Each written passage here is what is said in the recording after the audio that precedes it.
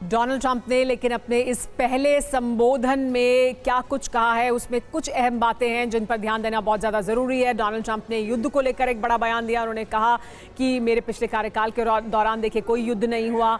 युद्ध को लेकर उन्होंने कहा कि हम नहीं चाहते हैं कोई युद्ध हो। इसके अलावा उन्होंने ये भी कहा कि किस तरह से आईएसआईएस को उन्होंने रिकॉर्ड समय में हरा दिया था और एक बार फिर उसी को लेकर उन्होंने आगे बात की और साथ ही बॉर्डर्स को सील करने के बारे में भी उन्होंने फिर अपनी जो प्रतिबद्धता है उसे दोहराया। इस पर बात करने के लिए हमारे साथ TV9 भारतवर्ष संवाददाता मनीष झा जुड़ गए हैं, जो लगातार अमेरिकी चुनाव को कवर कर रहे हैं, अमेरिका में इस वक्त मौजूद हैं। मनीष, डोनाल्ड ट्रंप का ये एक बड़ा कैंपेन प्लैंक रहा है ये कि वो किस तरह से युद्ध के खिलाफ हैं, वो चाहते हैं कि युद्ध ना हो और अमेरिका की जो सेना है उसे और मजबूत करें। उन्होंने एक बार फिर इस बात को दोहराया है, यानी अब डोनाल्ड ट्रंप के आने के बाद दुनिया में इस वक्त जो युद्ध चल रहे हैं, चाहे वो मिडिल ईस्ट में हो, चाहे वो रूस यूक्रेन का युद्ध हो, वो कैसे प्रभावित होगा?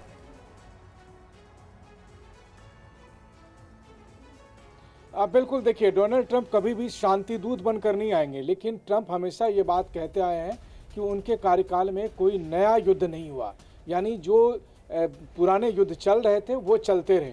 अब एक बार जब पुतिन से ये पूछा गया था कि ट्रंप जीत कर आएंगे तो क्या रूस और यूक्रेन का युद्ध बंद होगा, तो ऐसे में पुतिन ने कहा था कि अब रूस अपना हित भी देखेगा। तो ऐसा लगता है कि डोनाल्ड ट्रंप के नहीं रहने पर यूक्रेन और रूस का जो युद्ध चल रहा है वो बंद हो सकता है, लेकिन उसके बदले में वो मिडिल ईस्ट में उतने ही हमलावर दिखाई देते हैं। और देखिए किस तरह से नेतन्याहू की पीठ थपथपाते दिखते रहे हैं डोनाल्ड ट्रंप। तो मुझे लगता है कि मध्य पूर्व में इजराइल को आगे बढ़ाकर अमेरिका वही काम करेगा जो अमेरिका यूक्रेन को आगे बढ़ाकर रूस में कर रहा था। अब ऐसी स्थिति में देखिए डोनाल्ड ट्रंप का जहां तक है, जैसे वो कहते हैं कि वो इमिग्रेशन के खिलाफ नहीं है। देखिए मैं भी अमेरिका आया हूं, लेकिन प्रॉपर वीज़ा लेकर आया हूँ, प्रॉपर डॉक्यूमेंट्स के साथ आया हूँ।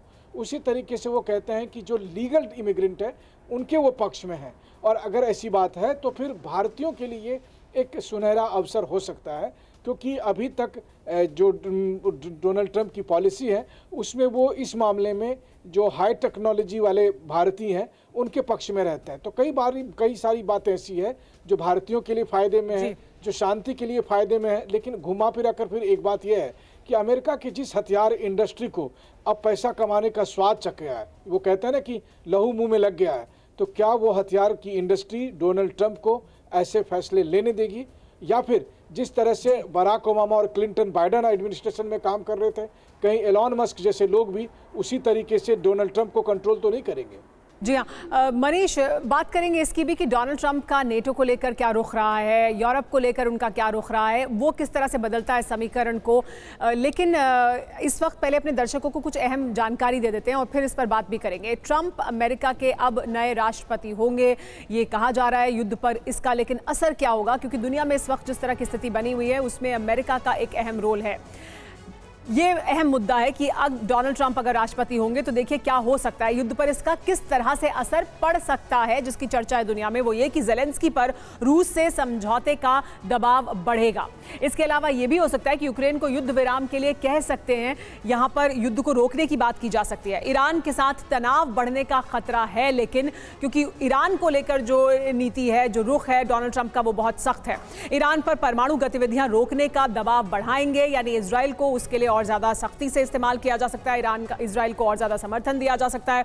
ईरान के खिलाफ कठोर नीति संभव है, जो डोनाल्ड ट्रंप इसके पहले भी अपने कार्यकाल में कर चुके हैं। मिडिल ईस्ट में नया युद्ध भड़क सकता है, लेकिन डोनाल्ड ट्रंप के यहां आने से, यानी मिडिल ईस्ट में अभी जो स्थिति बनी हुई है वो और ज्यादा भड़क सकता है। मिडिल ईस्ट में अमेरिका का दबदबा बढ़ेगा, वो दबदबा जो पिछले कुछ समय के दौरान लग रहा था कि प्रभावित हो सकता है, वो और ज्यादा बढ़ सकता है। मिडिल ईस्ट में जो तनाव है वो और बढ़ सकता है डोनाल्ड ट्रंप के राष्ट्रपति बनने के बाद। लेकिन दुनिया पर इसका क्या असर होगा ये जानना बहुत जरूरी है। डोनाल्ड ट्रंप अगर राष्ट्रपति होंगे तो कैसे दुनिया में इसके किन मुद्दों पर असर पड़ सकता है। तो चीन की अगर बात करें तो आयात पर टैरिफ बढ़ेगा, क्योंकि ये हमेशा से डोनाल्ड ट्रंप कहते रहे हैं।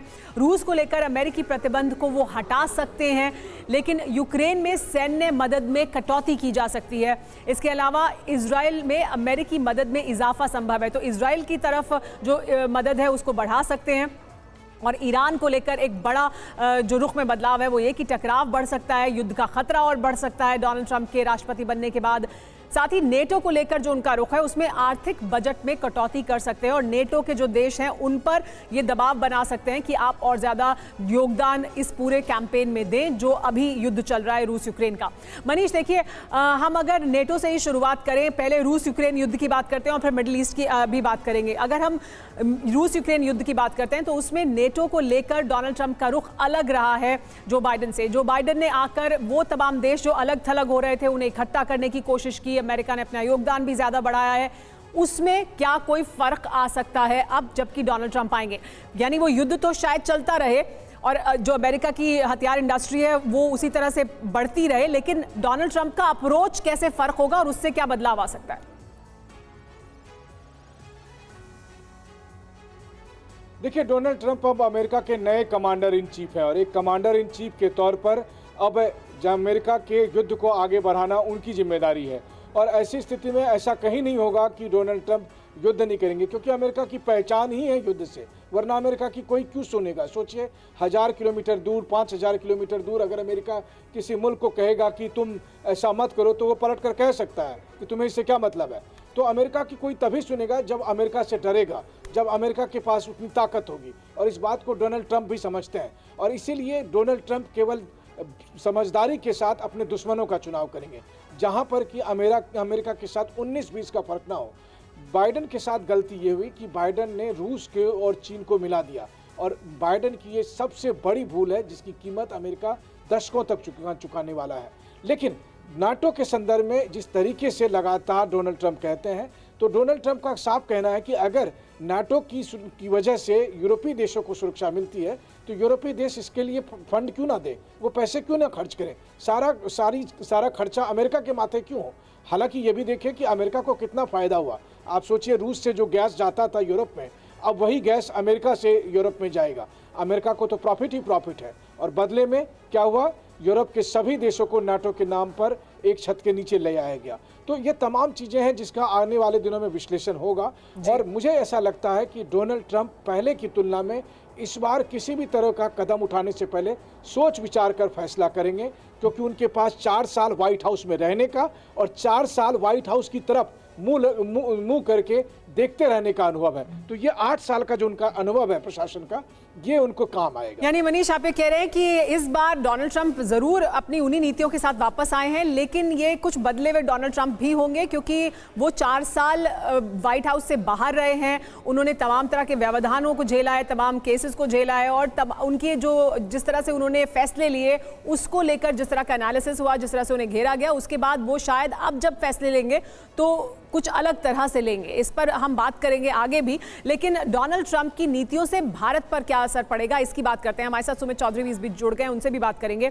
तो देखिए जरा कि बहुत ध्यान से कि डोनाल्ड ट्रंप के आने से भारत पर क्या असर पड़ सकता है। H1B और L1 वीजा पर बैन संभव है, भारतीयों पर इसका नकारात्मक असर होगा, क्योंकि डोनाल्ड ट्रंप इसको लेकर पहले भी इसी तरह की नीति अपनाते रहे हैं। फार्मा निर्यात पर, यानी जो फार्मास्यूटिकल्स हैं उनके निर्यात पर टैरिफ बढ़ाने से भारत पर नकारात्मक असर होगा। सप्लाई चेन को लेकर अगर टैरिफ बढ़ाते हैं तो उससे सप्लाई चेन पर असर होगा, इसकी वजह से भारत प्रभावित हो सकता है।